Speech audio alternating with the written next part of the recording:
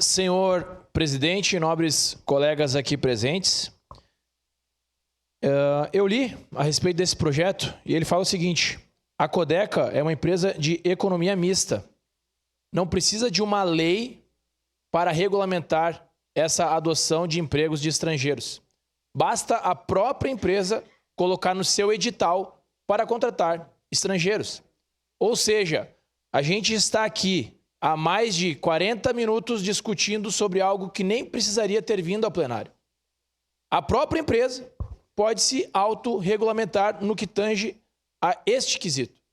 Então, aí eu pergunto, qual que é o estudo que o pessoal faz quando manda um projeto para cá? Não é o primeiro projeto que chega nessa casa que não precisaria ter vindo.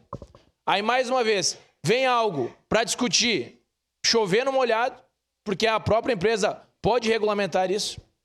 Outro ponto que eu falo. Não adianta a gente vir aqui e querer ajudar os imigrantes apenas no discurso.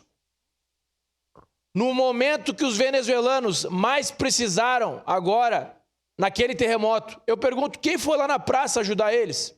Quem foi lá ouvir a Dexi? Quem foi lá ouvir? Não adianta somente no discurso defender a todos os imigrantes de todos os países, mas na hora da ação, não faz.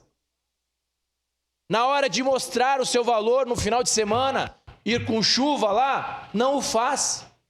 Aí você que está nos assistindo percebe quem só fica no discurso e quem age de fato. E é isso que nós precisamos. Pessoas que fazem, não apenas que falam. Muito obrigado, senhor presidente. Obrigado, vereador. Encerradas as declarações de voto.